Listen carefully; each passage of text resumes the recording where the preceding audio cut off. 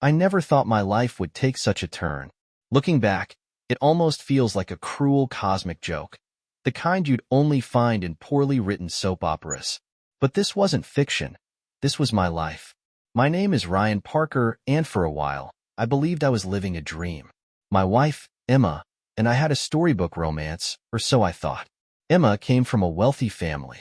Her father, Richard Hale, was a man of immense power and influence.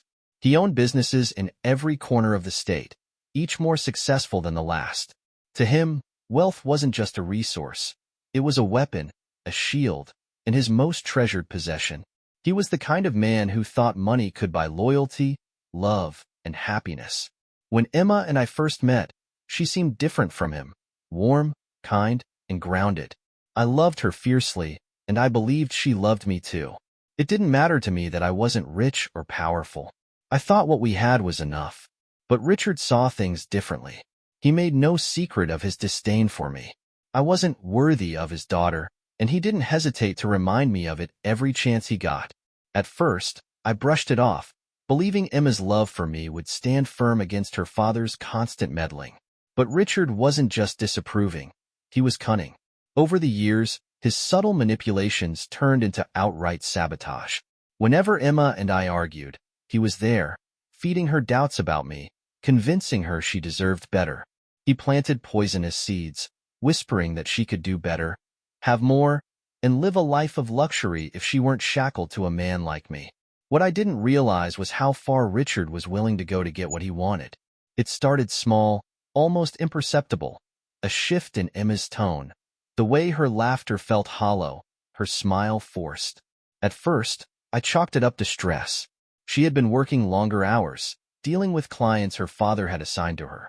Emma often said that she hated being his puppet, but I knew she thrived on his approval. One night, we were sitting on the couch. I was scrolling through my phone while she stared at the TV, not really watching. I glanced at her, trying to bridge the growing gap between us. "Hey," I said, nudging her playfully. "Remember when we used to binge terrible rom-coms and make fun of them?" She turned her head slowly, her expression unreadable. "That was a long time ago, Ryan," she said softly. "Things are different now." Her words stung. I wanted to argue, to ask her what had changed, but something in her tone warned me to let it go. The next few weeks followed the same pattern. She spent more nights at work, claimed she had client dinners, and began avoiding our usual routines. When I suggested date nights, she'd respond with vague excuses about being too tired or too busy. One evening, she came home later than usual, the faint scent of cologne clinging to her clothes. My stomach churned as I asked, "Rough night?" She barely met my eyes. "Yeah, just some last-minute meetings," she replied, kicking off her heels and heading straight to the bedroom. I wanted to believe her. I needed to, but doubts crept in, uninvited and relentless. It wasn't long before I started noticing other changes. Emma began dressing differently, sleeker, more provocative clothing. She'd always been stylish, but this felt deliberate, calculated. The conversations we used to have, the easy banter, the shared dreams, they all but disappeared. And then there was her phone. Once left casually on the counter or couch, it was now glued to her hand or face down on the table. Password protected, always locked, always buzzing with notifications. I tried to dismiss my paranoia, but the unease gnawed at me. It didn't help that Richard's presence loomed larger than ever. He was constantly inviting her to events, introducing her to important people, and pulling her deeper into his world. A world where I clearly didn't belong. "Ryan," Emma said one night as we sat at the dinner table, her voice tight, "my father thinks you should consider selling your business and taking a position with one of his companies." I set down my fork, my appetite evaporating. "And what do you think?" She hesitated, her gaze darting away. "I think it might be good for us. More stability, more connections." I clenched my jaw, trying to keep my voice even. "So, he finally got to you, huh? Convinced you I'm not good enough?" "Don't do that," she snapped, her eyes flashing with irritation. "It's not about that. It's about our future. You've been struggling with your business, and he's offering a solution." "I don't need his charity," I said firmly. "I've built my life without him, and I'm not about to start groveling for his approval now. Emma sighed, rubbing her temples. You're impossible, Ryan. Sometimes I feel like you don't even want to try. The words hit harder than she knew. I didn't respond, just stared at my plate, the food cold and unappealing. In that moment, I felt the distance between us widen into a chasm. The night it all unraveled started like any other. Emma was out again, claiming another client dinner. I sat at home, nursing a cold beer, the TV droning on in the background. The silence felt oppressive. I glanced at my phone, debating whether to call her, but something stopped me. Instead, I scrolled through social media, absent-mindedly tapping through posts until a picture froze me in place. There she was, Emma, at a rooftop bar, her smile radiant. But it wasn't me by her side. It was a man I didn't recognize, tall, sharply dressed, and far too familiar with her. His hand rested on her waist, their bodies close, their posture intimate. My heart pounded as I stared at the screen, my mind racing to make sense of what I was seeing. The post wasn't hers. It was from one of her coworkers, a candid shot captioned, celebrating another successful pitch with the dream team. I clicked on the coworker's profile, scrolling through recent uploads, desperate for more context. Picture after picture told the same story. Emma and this man, laughing, leaning into each other, looking like a couple. My hands shook as I put the phone down, my vision blurring with fury and hurt. I needed answers, and I wasn't going to get them sitting at home. I grabbed my keys and drove to the address she'd mentioned for her dinner. It was a sleek, upscale restaurant downtown, the kind of place I'd never seen her frequent before. The valet looked at me oddly as I handed over my keys, my casual clothes starkly out of place against the backdrop of designer suits and evening gowns. Inside, the atmosphere was dim and sophisticated, the low hum of conversation mingling with soft jazz. I scanned the room, my pulse hammering, and then I saw her. Emma sat at a corner table, laughing at something the man said. She wore a dress I'd never seen before, black, backless, and undeniably alluring. He leaned closer, his hand brushing hers as he whispered something that made her blush. I stood frozen, a cocktail of emotions surging through me, anger, betrayal, humiliation. Finally, I willed my legs to move, my footsteps echoing louder in my ears with every step closer. Emma, I said sharply, my voice cutting through the ambience like a blade. She looked up, her smile faltering as her eyes met mine. For a brief moment, there was panic in her expression before she masked it with feigned composure. Ryan, she said, her tone forcefully light, what are you doing here? I ignored her, my gaze shifting to the man who had the audacity to sit so comfortably in my wife's presence. And you are? He hesitated, glancing at Emma for guidance, but I didn't wait for an answer. I'm her husband, I said, my voice low but firm. Now, who the hell are you? Richard, Emma interrupted quickly, her tone sharp. He's a client. This is a work dinner. I raised an eyebrow, gesturing to their cozy setup. Really? This looks a hell of a lot more personal than business. The man, Richard, apparently, cleared his throat, standing. I think I should leave. No, I think you should sit, I said, my voice hardening, and explain why you're here with my wife, touching her like that. Ryan, stop, Emma hissed, standing as well. You're embarrassing me. Good, I shot back. Maybe you should be embarrassed. You think I wouldn't notice? That I wouldn't find out? The restaurant had gone eerily quiet, all eyes on us. Emma grabbed her purse, her face flushed with anger and something else, guilt.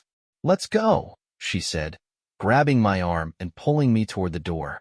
Outside, the niter hit me like a slap, but it did nothing to cool my rage. Explain, I demanded, spinning to face her as soon as we were out of earshot of the valet. It's not what you think, she said quickly. He's just a client. We were closing a deal. With his hand on your waist? With you dressed like that? I gestured to her dress, my voice rising. Don't lie to me, Emma. I saw the pictures. Her face fell, her confidence faltering. Ryan, I can't do this here. No, I said, stepping closer, my voice trembling with emotion. You're doing this now. How long has it been going on? She looked away, refusing to meet my eyes. And in that moment, her silence spoke louder than any confession ever could. The silence between us was deafening, and I could feel the world tilting beneath my feet. Emma refused to meet my eyes, staring at the pavement like it held all the answers. How long, Emma? I repeated, my voice shaking with a mix of anger and desperation. Just tell me the truth. She sighed, her shoulders slumping in defeat.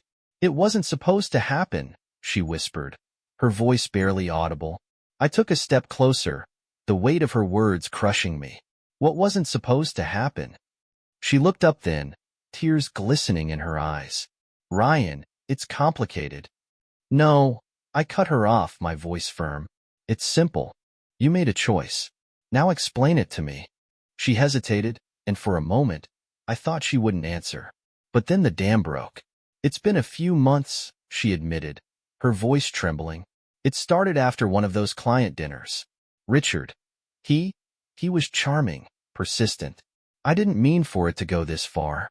I staggered back a step, as if her words had physically struck me.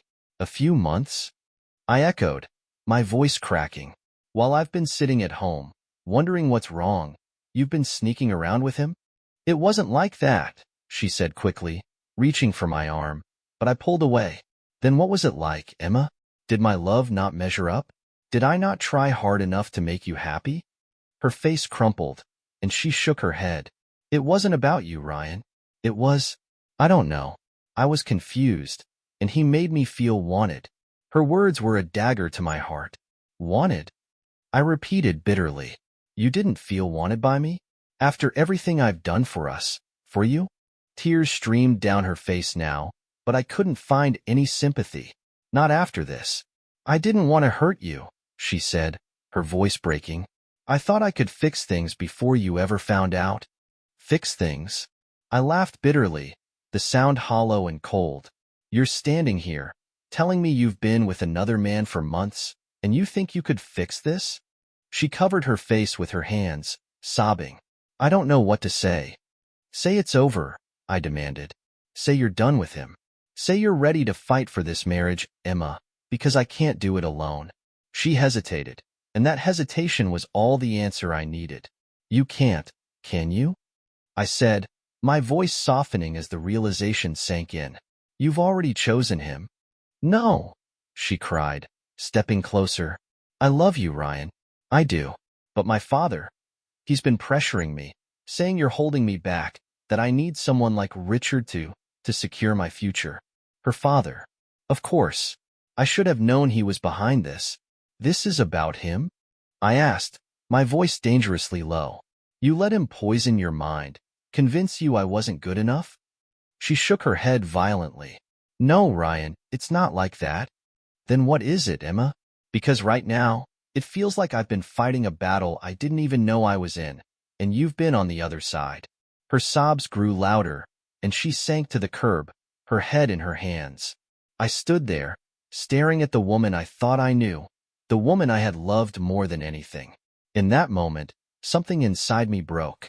You've made your choice, I said, my voice hollow. Now you can live with it. I turned and walked away, ignoring her cries for me to stop. The ride home was a blur, my mind racing with thoughts of betrayal, anger, and heartache. By the time I reached our house, a cold clarity had settled over me. I couldn't undo what had happened, but I could make sure she understood the weight of her actions.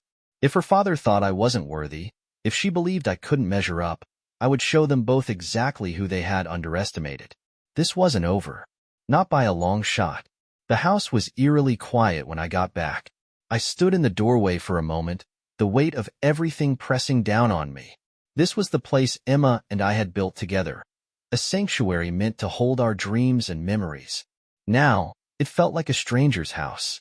I tossed my keys onto the counter and paced the living room, trying to sort through the storm in my head. Part of me wanted to pack her things and throw them on the lawn, but another part, a darker, angrier part, wanted something more. Something that would make her feel the same level of humiliation and loss I was drowning in. I sat down at the dining table, staring at the stack of unopened mail and Emma's neatly organized planner. She'd always been meticulous about scheduling her life, and as I flipped through the pages, I noticed something odd.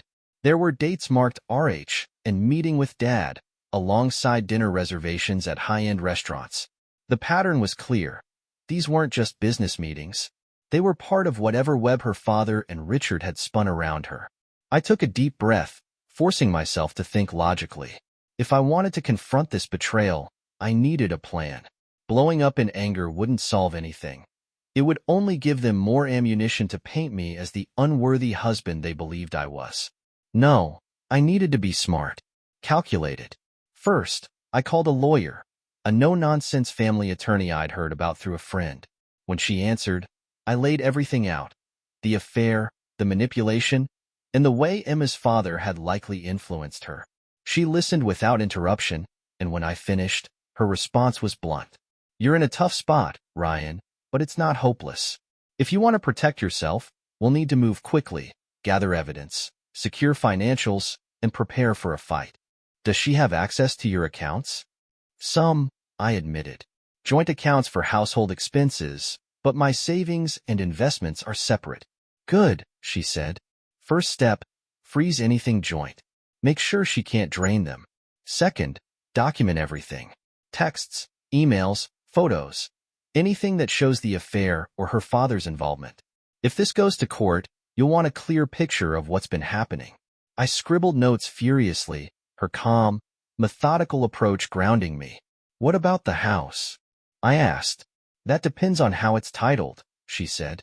If it's in your name, you have the advantage. If it's joint, we'll have to negotiate. Either way, don't leave. Possession matters in these cases. By the time we hung up, I had a clear list of steps to take, and for the first time that night, I felt a shred of control. Next, I called a friend who worked in IT. Jake, I said, trying to keep my voice steady, I need your help. Can you access deleted texts or emails from a phone? There was a pause on the line. Depends on the phone and the service provider, he said cautiously. Why? It's complicated, I said, but it's important. Can you do it? I can try, he said. Bring me the phone, and I'll see what I can recover. I glanced at Emma's phone sitting on the nightstand in our bedroom. She'd left it behind in her rush to follow me outside earlier. It felt invasive, but after what she'd done, my guilt was fleeting. By the time I handed Jake her phone, I'd made another decision. If her father wanted to treat me like an outsider, I'd use that to my advantage. I knew enough about his businesses to guess where his vulnerabilities lay, and I had no qualms about using that knowledge if it meant leveling the playing field. When Jake called me the next morning, his voice was grim. Ryan, you need to see this. He sent me a folder of recovered messages, and as I scrolled through them, my blood boiled. The texts between Emma and Richard were damning, flirty, suggestive, and riddled with plans to meet. But it was the messages from her father that truly enraged me. Ryan will never give you the life you deserve. You're wasting your potential with him. Richard is the kind of man who can elevate you. Think about your future, Emma. Ryan's holding you back. My hands shook as I read them, the full scope of their betrayal sinking in. They weren't just trying to ruin my marriage. They were trying to erase me from Emma's life entirely. Fine, I thought, my jaw clenching. If they wanted a fight, I'd give them one. This wasn't just about protecting myself anymore. It was about showing them that I wasn't the helpless, expendable man they thought I was. The following days were a whirlwind. While Emma carried on as though nothing had changed, I was preparing for the storm. Each interaction with her was a careful dance, civil enough to avoid suspicion, but distant enough to remind her that the damage had been done. She noticed, of course. Ryan, are we ever going to talk about this? She asked one morning over coffee, her voice hesitant. I glanced at her, my expression unreadable. What's left to say, Emma? You made your choices. Now I'm making mine. Her face fell, and for a moment, I saw a flicker of the woman I'd fallen in love with, the vulnerability, the remorse. But I couldn't let myself soften. Not now. After breakfast, I returned to my tasks. First on the list was securing the house. My lawyer confirmed it was solely in my name. A small victory I clung to as the rest of my world crumbled. She recommended changing the locks, which I did that afternoon. When Emma came home later, fumbling with her keys at the door, she called out, "Ryan, the lock's not working." I opened the door, leaning casually against the frame. "It's been changed," I said simply. Her eyes widened in shock. "You changed the locks? Why?" "To protect what's mine," I replied coldly. "Don't worry, your key still works for the guest house." She gaped at me, the realization dawning. "You're kicking me out of our bedroom?" "No," I said, stepping aside to let her in. "I'm reclaiming it. You're welcome to stay in the guest house until we sort things out." Her face flushed with anger. "You're being ridiculous, Ryan." "Am I?" I asked, my voice calm but steely. "Because I think I've been more than accommodating, given the circumstances." She didn't argue further, storming out to the guest house with an armful of clothes. I watched her go, my heart heavy but resolute. Meanwhile, Jake continued to dig through her phone and provided me with more incriminating evidence. Photos, emails, even a few voicemails from Richard. Each new piece of information felt like a fresh wound, but it also fueled my determination. I reached out to an old friend, Ben, who worked in corporate investigations. He'd helped companies expose fraud and embezzlement for years, and I trusted him implicitly. "Ben, I need a favor," I said when we met at a coffee shop. He leaned back in his chair, his sharp eyes narrowing. "This sounds serious." "It is," I said, sliding him a folder of documents I'd compiled. "Emma's father has been meddling in my marriage for years, and now he's pushed her into an affair. I want to know everything about his businesses, his secrets, his vulnerabilities, anything I can use." Ben whistled softly as he flipped through the folder. "You're not playing around, are you?" "Not anymore," I said firmly. "This isn't just about me. He's been manipulating Emma, treating me like I'm expendable. I need to hit him where it hurts." Ben nodded, his expression serious. "I'll see what I can do, but this might take some time." "I'm not in a rush," I said. "Just make sure it's thorough." As Ben got to work, I focused on reinforcing my own defenses. I reviewed our finances, made sure my savings were secure, and began quietly moving my assets into a trust. If Emma or her father tried to come after my money, they'd find nothing but locked doors. At night, I sat in the bedroom that had once felt like a sanctuary, now hollow and cold. Memories of better times haunted me. The laughter, the love, the promises we'd made. I clung to those memories, not out of hope, but as a reminder of what I was fighting for. Not the woman Emma had become, but the dignity she and her father had tried to strip from me. The days stretched on, and with each step I took, I felt stronger, more in control. This wasn't just a fight for my marriage or my pride. It was a fight for my identity, for the man I'd always been, and I wasn't about to lose. The confrontation I'd been dreading, and in some dark part of me, anticipating, finally arrived one Friday evening. Emma had been distant all week, flitting between excuses about work and her father's meddling. I stayed cold but composed, careful not to tip my hand. That night, as I sat in the living room, going through old photo albums, I heard the sound of her car in the driveway. Moments later, the door opened, and she stepped inside, her posture stiff, her eyes wary. "Ryan, we need to talk," she said, setting her bag down. I closed the album and looked up at her, my expression unreadable. "Go ahead." She hesitated, as if gathering her courage, before sitting down across from me. This isn't working," she said finally. "We're stuck in this cycle of anger and silence, and I don't know how to fix it."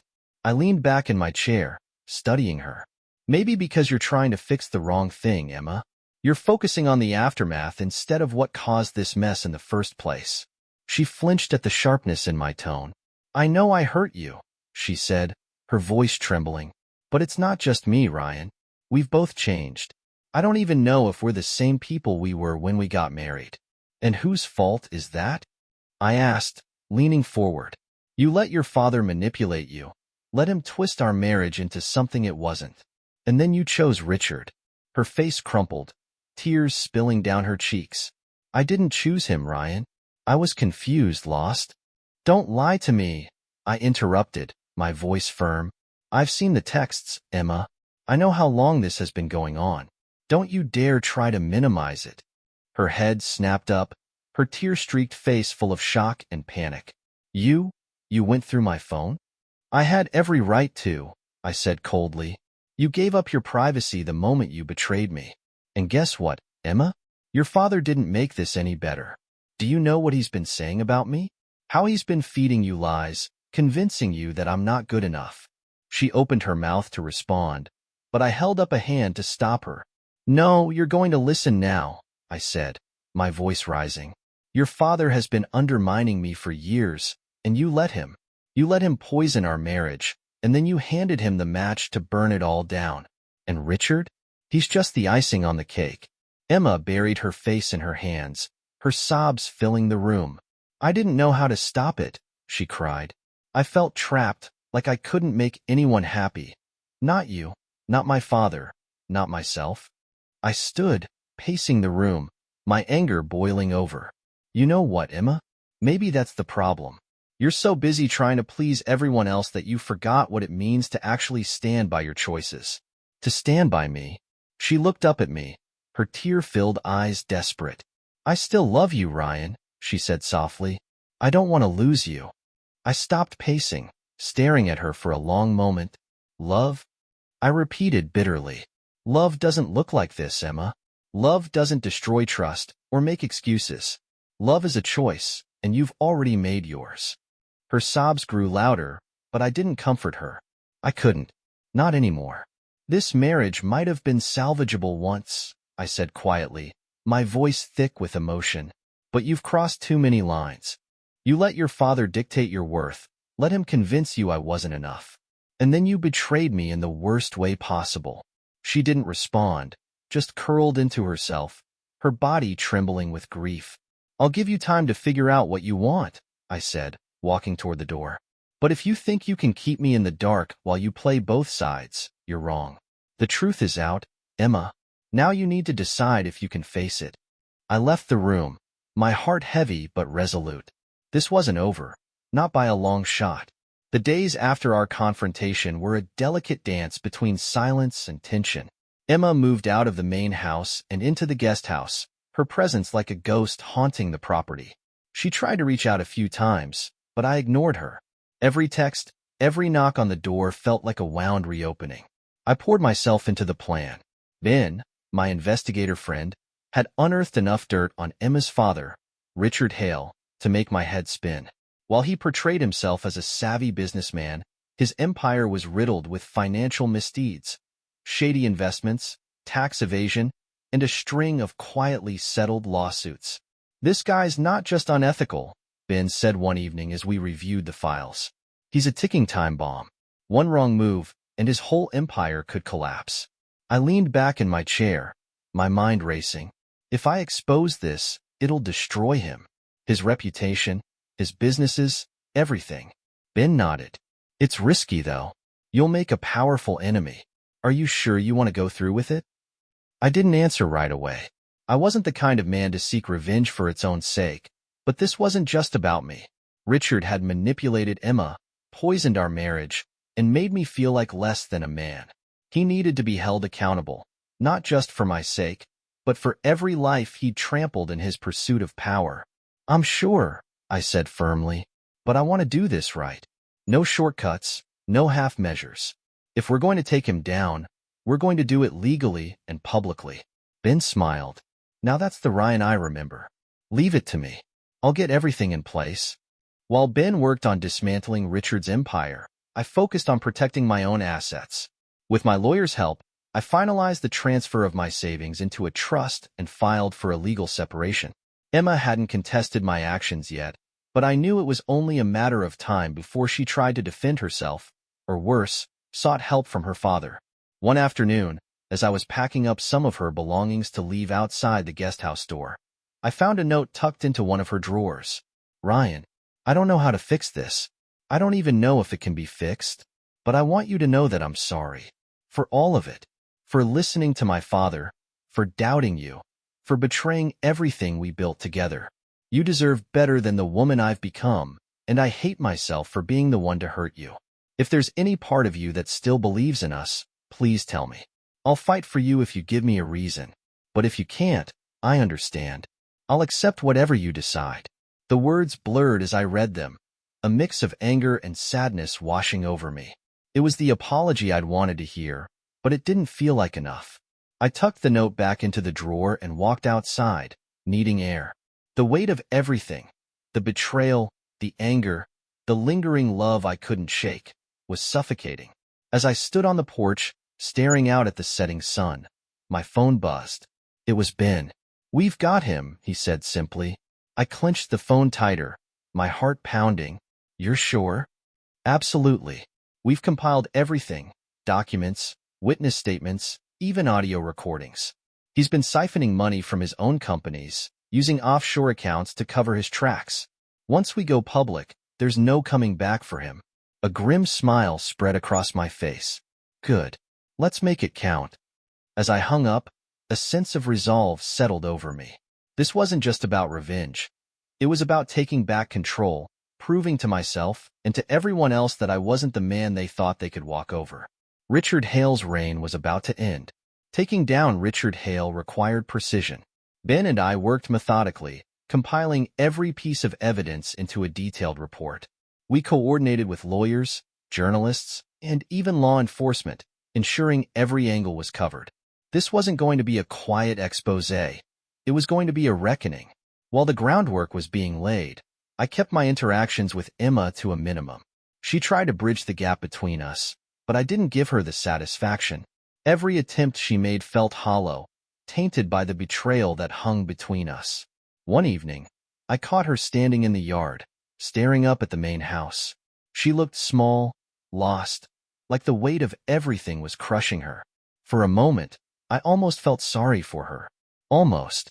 The next morning, I received a call from my lawyer. "Ryan, I have an update. Emma hasn't responded to the separation filing, but her father's legal team reached out." I smirked, unsurprised. "What are they asking for?" "They're offering a settlement," she said. "It's vague, just a preliminary offer to resolve matters amicably." I laughed bitterly. Translation: Richard's trying to protect his assets. "Exactly," she replied. "I recommend we hold off on responding until your other plans are in motion. Once this goes public, his leverage will evaporate." "Agreed," I said, my resolve strengthening. Everything was falling into place. All I had to do was wait. The day the story broke, the world shifted. Richard's financial crimes were splashed across every major news outlet, accompanied by damning evidence of his corruption. Reporters camped outside his offices, demanding statements. Shareholders pulled out en masse, and his company's stocks plummeted. I sat in my living room, watching it all unfold on the news. The headline scrolling across the screen read, "Business tycoon Richard Hale accused of fraud, facing federal investigation." My phone buzzed with messages, friends and acquaintances reaching out to ask if I'd seen the news. But the one message I didn't receive was from Emma. By evening, Richard's house of cards had all but collapsed. Federal agents raided his offices, seizing documents and computers. Former employees came forward, corroborating the claims. It was over. I poured myself a glass of whiskey, savoring the taste of victory. For the first time in weeks, I felt a sense of peace. The next day, Emma showed up at the main house, her face pale and drawn. "Ryan, we need to talk," she said, her voice trembling. I leaned against the doorframe, crossing my arms. "What is it now, Emma?" She hesitated, her eyes filling with tears. "It's my father. Everything's falling apart. He's blaming me, saying I betrayed him." I stared at her, unmoved. "You did betray someone, Emma, but it wasn't him." She flinched, her tears spilling over. "I know I hurt you, Ryan. I know I don't deserve your forgiveness, but please, don't shut me out completely. I've lost everything, my family, my reputation. You're all I have left." Her words cut deep, but I refused to let her see it. "That's not my problem," I said coldly. "You made your bed, Emma. Now lie in it." She crumpled, sobbing into her hands. For a moment, I felt a pang of guilt, but it was quickly replaced by the memory of her betrayal. "I'll send over the divorce papers," I said, stepping back inside and closing the door. With Richard out of the picture and Emma's betrayal behind me, I focused on rebuilding my life. The house, once a painful reminder of what I'd lost, became a symbol of resilience. I renovated it, stripping away the old memories and creating something new.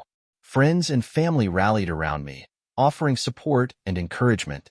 I threw myself into work, finding solace in the routine and the sense of accomplishment it brought.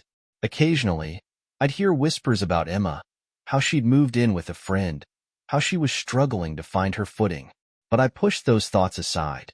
Her choices were no longer my concern. Months later, I received a letter from Richard Hale's legal team. It was a desperate attempt to salvage what little was left of his empire, offering me a significant settlement in exchange for my silence. I laughed as I read it, shaking my head. Still trying to buy your way out, huh? I forwarded the letter to my lawyer, instructing her to reject the offer outright. Let him face the consequences, I said. The divorce was finalized quietly, with Emma receiving a modest settlement. She didn't fight me on it, perhaps realizing she had no ground to stand on. When the papers arrived, I felt a bittersweet mix of relief and sorrow. One evening, as I packed away the last remnants of our life together, I found the note she'd written me, the one where she apologized for everything. I held it for a moment, then set it aside, unwilling to dwell on the past. Life didn't return to normal. It became something better. I found a new rhythm, one that didn't include Emma or her father's shadow. One afternoon, as I walked through the renovated house, I felt a sense of pride. This was mine, every inch of it a testament to my perseverance. Emma had been right about one thing. I did deserve better. And for the first time in a long time, I believed it. As the sun set, casting a warm glow across the property, I stood on the porch, a whiskey in hand. The battle was over, and I had won. Not just against Richard or Emma, but against the doubts and insecurities that had plagued me for so long. This was my fresh start, and I wasn't looking back.